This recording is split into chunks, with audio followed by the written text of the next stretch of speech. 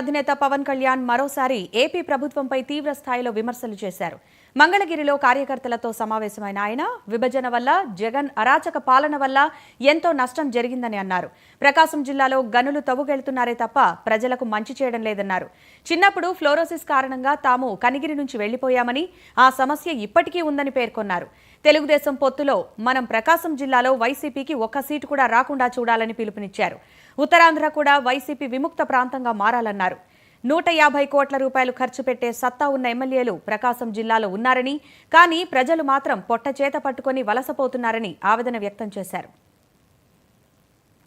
ఆంధ్ర రాష్ట్రంలో యువతకు అన్యాయం జరుగుతోందని, మహిళాభివృద్ధిని కూడా ప్రభుత్వం పట్టించుకోవడం లేదని పవన్ కళ్యాణ్ చెప్పారు. టీడీపీ జనసేన పొత్తును నమ్మి గెలిపించాలని కోరారు. ఉద్దానం తరహాలో ప్రకాశం జిల్లాలో ఫ్లోరోసిస్, నిరుద్యోగం వంటి సమస్యలను పరిష్కరిస్తామని హామీ ఇచ్చారు. ఈ పొత్తు దశాబ్ద కాలం ఉంటే రాష్ట్రానికి మంచి జరుగుతుందని భరోసా ఇచ్చారు. రాష్ట్రంలో ఉన్న సమస్యల్ని పరిష్కరించాలంటే కనీసం దశాబ్ద కాలం పడుతుందని, సినిమా టికెట్ల కోసం చీఫ్ సెక్రటరీలు, రెవెన్యూ యంత్రాంగాన్ని వాడే విధానానికి స్వస్తి పలుకుతామని పవన్ తెలిపారు. వాళ్లందరూ ప్రజల కోసం పనిచేసి మేలు చేసే మంచి పాలనని అందిస్తామని చెప్పారు. దశాబ్ద కాలంగా అనేక ఒడిదుడుకుల్ని ఎదుర్కొన్న జనసేన ఇక్కడి దాకా వచ్చిందన్నారు జనసేన అధినేత పవన్ కళ్యాణ్. గత 9 సంవత్సరాలుగా దశాబ్దంగా జనసేన పార్టీ అనేక ఒడిదుడుకులను ఎదుర్కొని ఇక్కడి దాకా వచ్చాం. ఈ రోజున జనసేన దశాబ్ద కాలంగా వైసీపీ లాంటి గుండా నాయకులను ఎదుర్కోగలుగుతున్నామంటే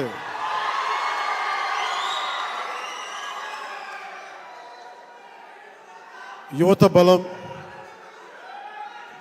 ఎక్కడికి వెళ్ళినా మహిళలు చాలా బలంగా జనసేనకి మద్దతు ఇవ్వడం చాలా శుభసూచకం. నేను ఎక్కువ రాబోయే స్పీచెస్ ఎక్కువ ఉన్నాయి. మనందరం కలిపి పోరాటం చేయాలి. దిక్కు లేకుండా అయిపోయింది ఆంధ్రప్రదేశ్. కుక్కలు చింపిన ఇస్తర్లా అయిపోయింది వైసీపీ పాలనలో. దీనిని గాడిలోకి పెట్టాల్సిన అవసరం ఉంది. సో ముఖ్యంగా 2 విషయాలు చెప్పి, ముఖ్యంగా మైనారిటీ, నా ఉద్దేశంలో ఎప్పుడు మీరు మైనారిటీ అనే పదం నాకు ఎప్పుడు ఇబ్బందిగా ఉంటుంది. ఎందుకంటే మిమ్మల్ని మెయిన్ స్ట్రీమ్లో ఉండాలి అని కోరుకునేవాడిని. మైనారిటీ అనే ఒక పదంతో మీరు దూరంగా అయిపోవడం నాకు చాలా బాధ కలిగిస్తుంది. అందువల్ల మీరు మెయిన్ స్ట్రీమ్ నాయకులుగా ఉండాలి మీరు అందరూ మనస్ఫూర్తిగా నేను కోరుకుంటాను.